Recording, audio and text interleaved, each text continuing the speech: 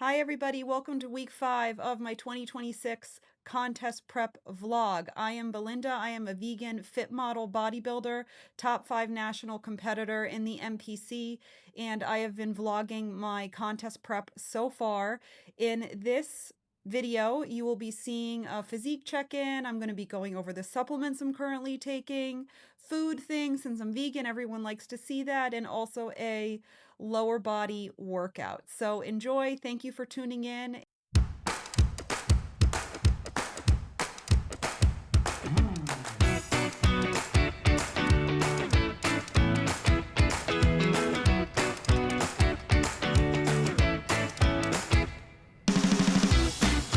I thought I would show you all the supplements I'm currently taking. So any of you that have been following me a long time and were coached by me know I am not a supplement person.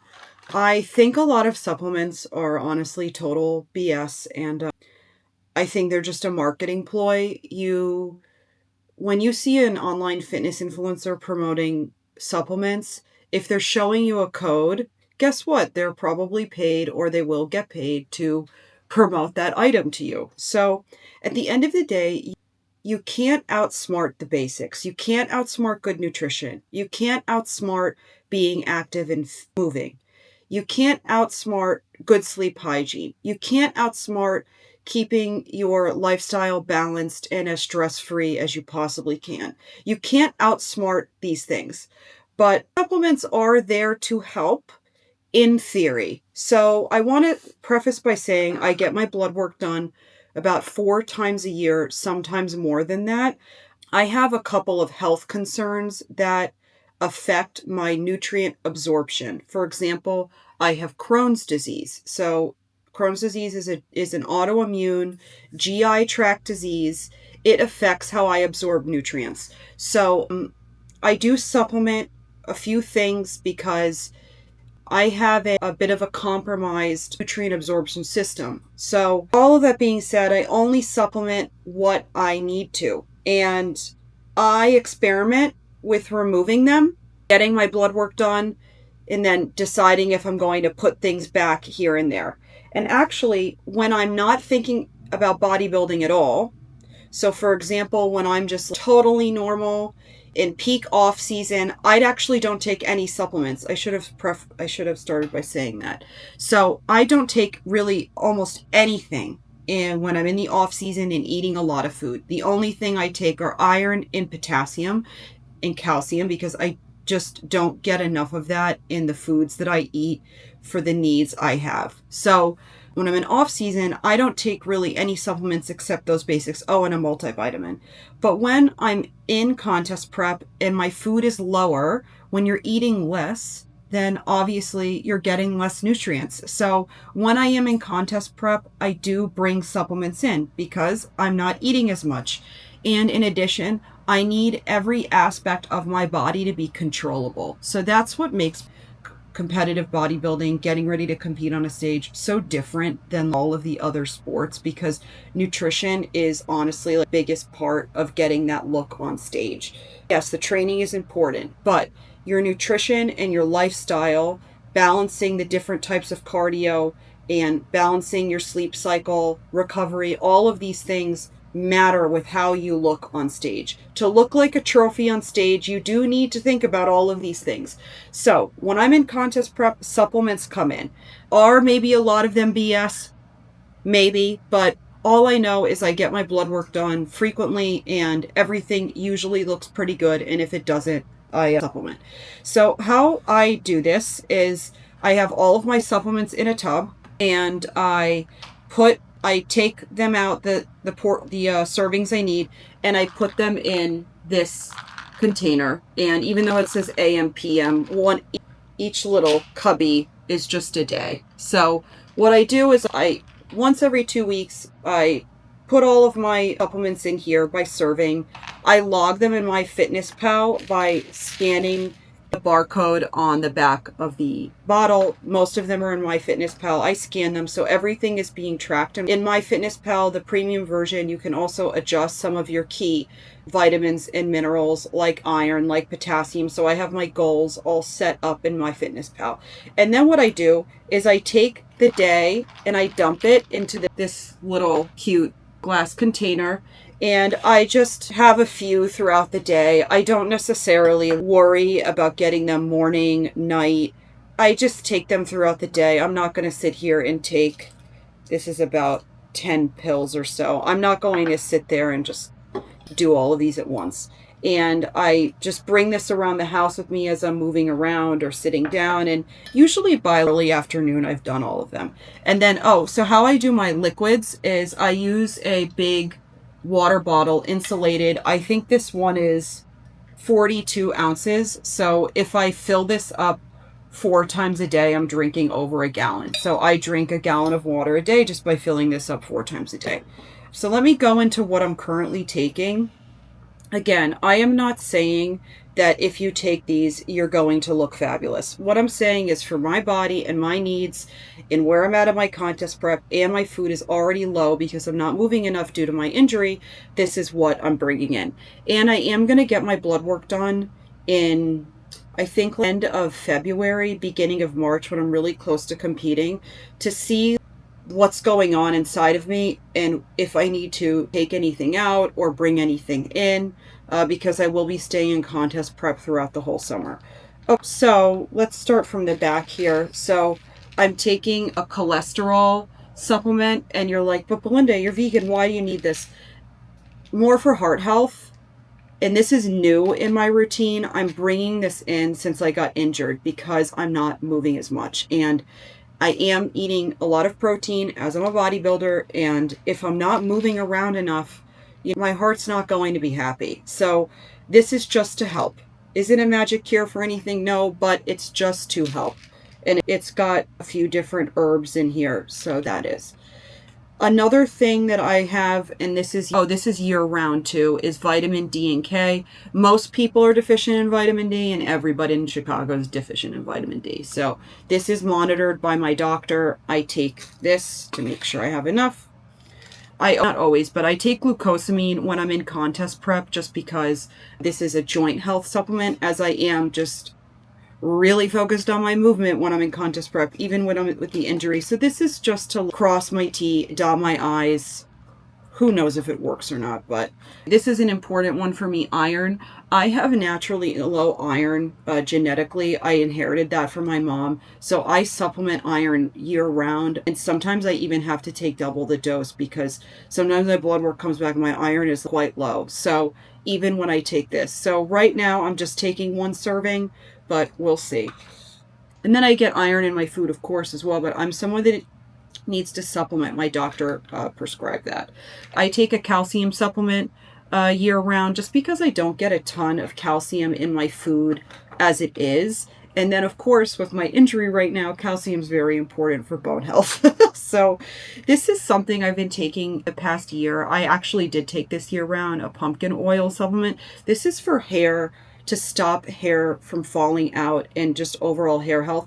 I have very fine, thin hair naturally. I also inherited that from my mom. I've had it honestly my whole life, and in my 20s it started to get really thin. I have quite thin hair on the top of my head.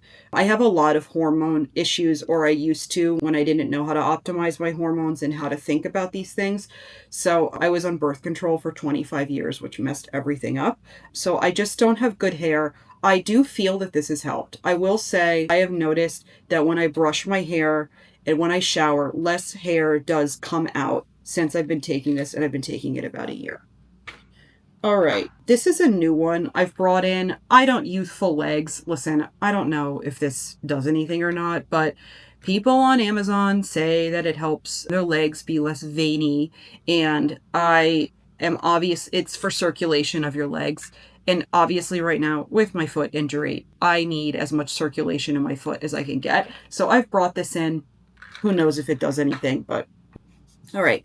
This is also year round. I forgot to say this earlier. Leucine, this is a muscle building supplement. really important for muscle building. If you're honestly, I think if you're just like a normal gym girl, you don't need this, but as somebody that muscle is my main thing, I keep it in. All right, magnesium is an important one. Many reasons why it's important. I actually do take magnesium supplement year round. I do take it out sometimes just to test, and it is on my magnesium is on the lower side if I'm not taking it. So I take it. Listen, I have great vitals, sleep, everything. So it probably helps. All right. I also take this vegan collagen. Who knows if it does anything? Why not? Maybe it helps my skin. Maybe it doesn't. I'll never know. But one of those things, might as well just put it in. I take a multivitamin. I take this Diva vegan one right now. I love multivitamin gummy, but when I am in contest prep, out go the gummies. I'll show you the one gummy I do take daily. This is the one I keep in. I keep a vegan omegas gummy in. I do have this year round also. That's the only gummy I keep in. All right. Also, since I am not moving around as much, my food is, I'm eating quite a bit of protein versus carbs and fats. I have brought in a kidney care supplement for this first part of my contest prep, honestly, just to help. Who knows if it does anything, but my blood work, when I got it done recently, my kidneys did take a bit of a hit. They were still healthy, but I'm eating a lot of protein and I'm not moving around a lot. So when you're not moving around a lot, the nutrients have nowhere to go. The motility is not good. So taking this kidney care supplement, who knows if it's going to do anything, but I'm bringing in for the contest prep. Oh, I take this year round. I actually do take a few things year round. So this is beta carotene. This is vitamin A. Vitamin A is one of the most important anti-cancer vitamins, and I have a cancer gene, so I keep it in year round. And then I take potassium. So this is a newer supplement that I have recently started to take over the past few months because I realized I was totally under potassiumed my whole contest prep of 2025, totally under potassiumed, under sodiumed. So really paying attention to that this prep. And I take 2 of these a day, which is 1,000 mcg of potassium just supplemented alone. I wasn't getting enough potassium my last contest prep. I really wasn't doing the math. It was not where it needed to be for the amount of muscle and activity I do.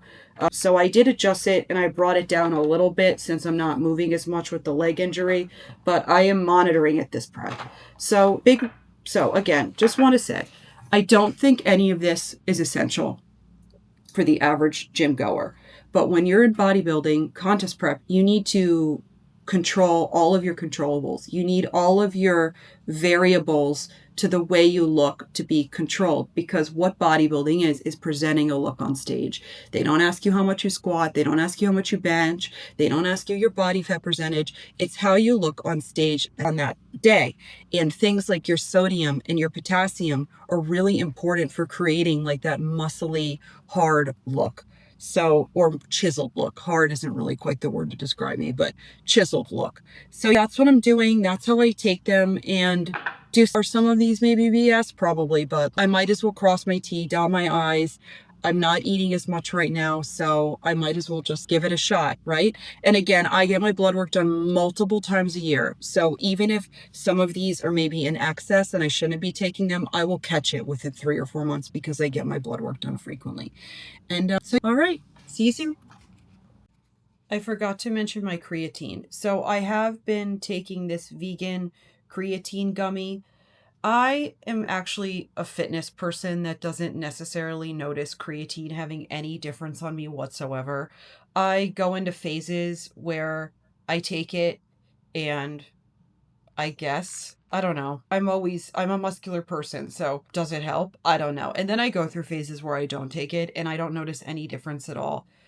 I have it in right now. I might as well take any little edge I can get since my lifts are not going to be the same intensity as they were before the injury. So I have it in right now. But again, I really don't know if it does anything on me or not. And then actually my last contest prep, 2025 contest prep, I did take it out last month because creatine does cause some water retention on most people. It does on me. I notice it because when I take it, I'm a little more watery and I feel like I weigh a little more when I'm on it. So my 2025 contest prep. I think I took it out. I competed end of April through mid-July. I think I took it out end of May because I just was like, I need all of this water to go as much as it can. So I took it out. Again, I don't think creatine does much on me, but I might as well put it in right now. All right. I just meal prepped my midday meal for the next few days here. So this is the Good Olds protein pasta with the Plant Basics strips, and I use the Better Than Bouillon vegan chicken and a bag of frozen mirepoix mix. And to add more veggie, I'll have a side salad with this or just stir in some spinach or kale when I go to reheat it and eat it. I also will put on some olive oil on top, and I think I have some vegan cheese coming in my next grocery delivery that I'll use too. So this is going to be my midday meal for a few days. I've shown this before. It's just easy, and it's very cold here in Chicago, so it's nice soup season feelings here. So I'll probably switch this up to an more Asian-y soup in a week or two, I think. I'm starting to get a little sick of this one. All right, bye. Hi, I just finished some cardio. So I have a few different ways I'm doing cardio with my injury, but this is the rower. And I want to show you guys an adaptation I've done. So before my first few days, I was putting my boot on the ground with my left foot on the ground, but the boot puts too much pressure on the injury. So what I've been doing is taking the injured leg and putting it on the actual rower itself. And then I put my good foot in the cradle, and I'm able to do it like this. And I just slide my left leg is just sliding over on the rower. And this actually works fine. This way I can get my full range of motion on the rower. So that's been great.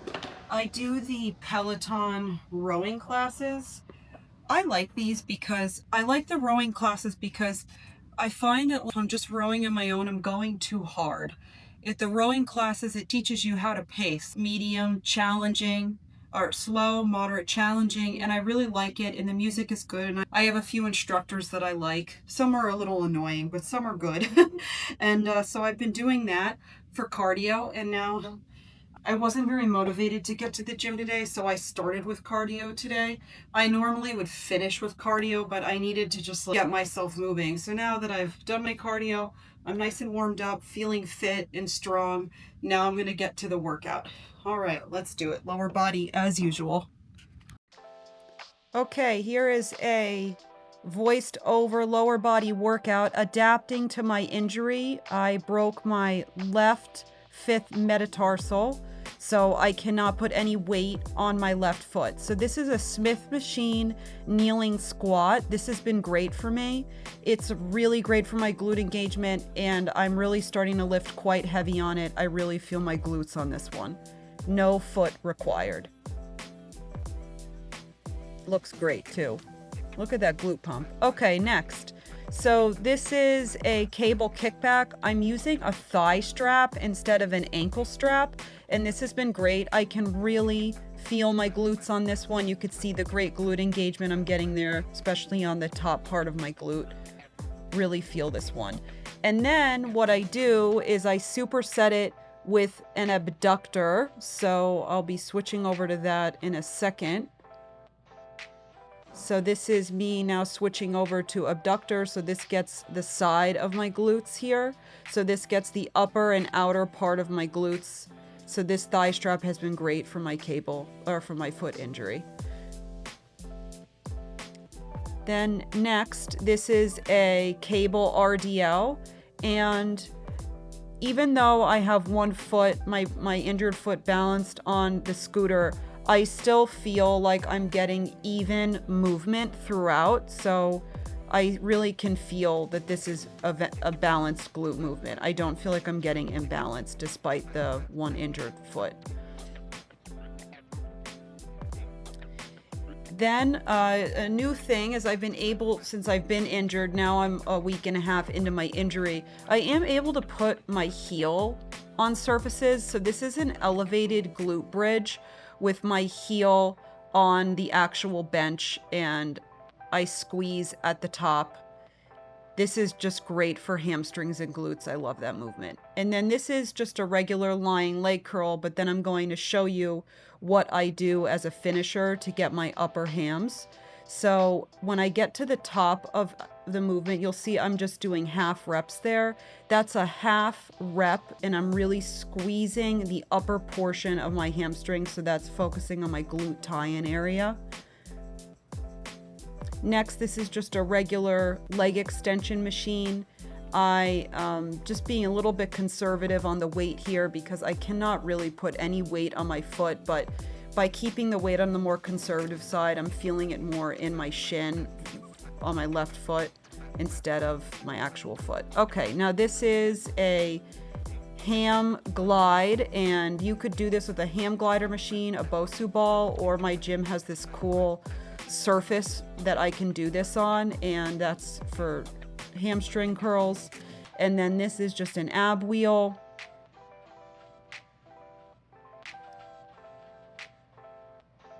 And then next, I'm just doing some body weight donkey kicks here for a little bit of a glute pump to finish. And then I switch over with a leg raise, and this targets your lower abs, which is the part of my abs I try and target. I do not train my obliques because I train for a small waist. And that's the workout. Hi. Hi, did you miss me? Hi. Hi. Hi, everybody. Hi. Hi. Hello. Did you miss me? Hi, girls. Here's my lunch that I'm going to eat after my workout. So this is baby spinach, probably 2 or 3 cups, 1 serving of jasmine rice, 150 calories, the beehive chorizo, 20 grams of vegan cheddar cheese. There's a lot of air fried roasted peppers down there and fresh salsa on top. And everything is measured on my food scale. And this clocks out to be about a 380 calorie meal, but super macro friendly. I'll plug the macros in here. In my smoothie every day, I put banana for the potassium and also the dietary fiber benefits for digestion. So usually in off season, I'll put half a banana in my smoothie, but now that I'm marching forward in prep with less carbs due to my injury, I'm using a third of a banana per smoothie. I will, since these are all sort of different, I took a bunch of bananas and I went ahead and cut them up into thirds, and now I'll go ahead and freeze them.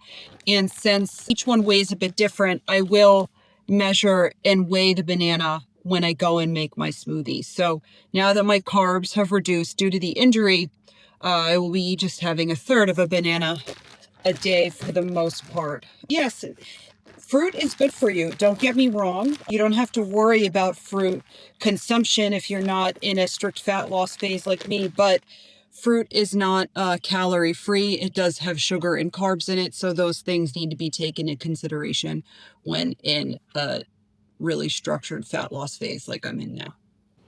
My husband is leaving for a work trip for a few days, so I thought I would show you the sandwiches that I pack for him. So whenever he leaves on a work trip, I check to see if the hotel has a mini fridge, and it does. He tries to book hotels with mini fridges. So I've made for him the breakfast sandwich that we've both been eating lately. So I make for him the breakfast sandwich that we've both been eating. I do, he likes the plain solo bagels. So I do that, and I use baby spinach, and he likes the beehive buffalo chicken seitan slices. And I just do a few because the bagel itself has 15 grams of protein, and just a few slices of the seitan. That brings it about to, I put about 10 grams of protein seitan, so it's a 25 gram of protein sandwich. He only eats protein.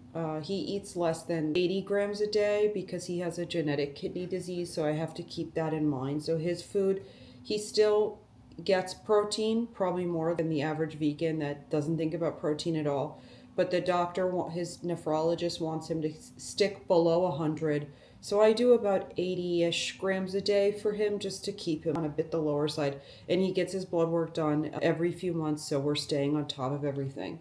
So do the breakfast sandwiches, and then for his lunch sandwiches, I use this bread for us. Usually when I pack sandwiches, I use any sort of keto bread, but this time I'm using the Carb Smart Aunt Millie's, and each slice has 3 grams of protein in it, so 6 grams of protein in the sandwich. And this is a keto bread, so it just comes out to 2 grams of carbs per slice. And not that carbs are bad, but when he travels, he usually does go out to a work dinner, so he eats a lot of carbs at dinner. And he does like to eat on the lower carb side. Usually he just feels better that way. Carbs make him very tired, so we try and keep keto-y breads for travel. And then, so I have the keto bread, and then I do a few slices of that buffalo chicken seitan that he loves, and then just like whatever vegan cheese. And I'm using the Amazon brand, which is probably the exact same as the Whole Foods brand because they're owned by the same company. And some baby spinach, and then I'll put a bit of vegan mayo on here. I just do half a serving, so it's just 4 grams of fat instead of 8. And so I pack these up for him, and how I do them is I put them, wrap the sandwich first in aluminum foil, and then I put it in a plastic baggie and I label it. So I'll show you guys what that looks like when I'm all done. Here's what they look like when they're all packed and ready to go. I write on the outside what they are so he knows.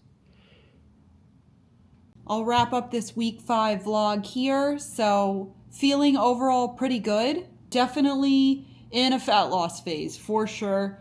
Body's changing a little bit every day, and definitely feeling less soft and watery all around, and definitely starting really to lose body fat at this point. Can definitely tell. My clothes are all fitting a little looser, and it has definitely begun. So it's feeling pretty good, pretty much on point for week 5 where I need to be even with the injury. And I think what I'll do next week is I'll take you through a full day in the life from start to finish. I think that will be fun. So we'll do that next week for week 6. And I have a DEXA scan coming up in a few weeks too. So it'll be fun to see the progress so far this prep. Thanks for tuning in. Have a good one. Bye.